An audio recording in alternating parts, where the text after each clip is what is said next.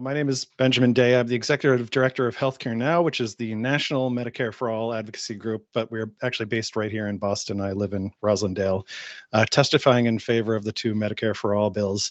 Healthcare Now recently released a report on the unseen dental crisis of American seniors, which we delivered to Congress, though. So I knew you were going to get a lot of testimony from a lot of angles. I thought I would actually focus my remarks on access to dental care here in Massachusetts and how universal dental coverage, which is part of the Medicare for All bill, is really the only way to address this crisis. When we pulled together this report, which was we pulled together stories of over 150 seniors who were struggling with dental care access, including several in Massachusetts. There were some heartbreaking common themes. We heard over and over people who had teeth pulled instead of repaired due to lack of funds, folks who lost all their teeth and were unable to afford implants or dentures, which led them to social isolation and depression, and also inability to eat healthy foods. Can't eat vegetables without teeth.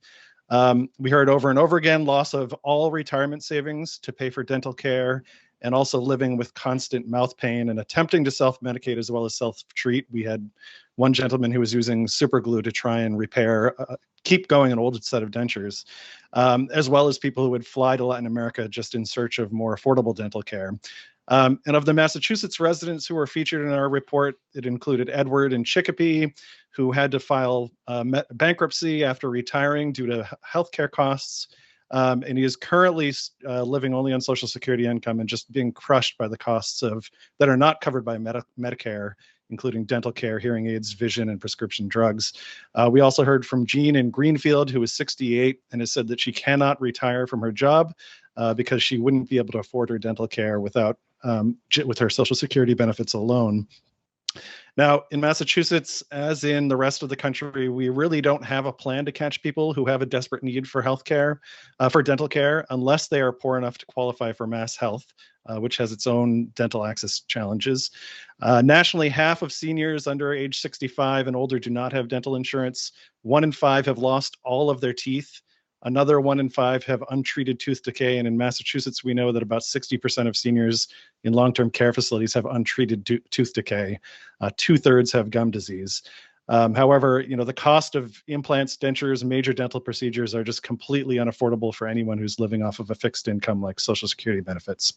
The last thing I'll say in my testimony is that unlike health insurance, having dental insurance usually means very little, since most dental plans have maximum annual benefits that are very, very low.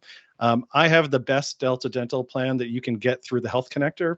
I get it through my work.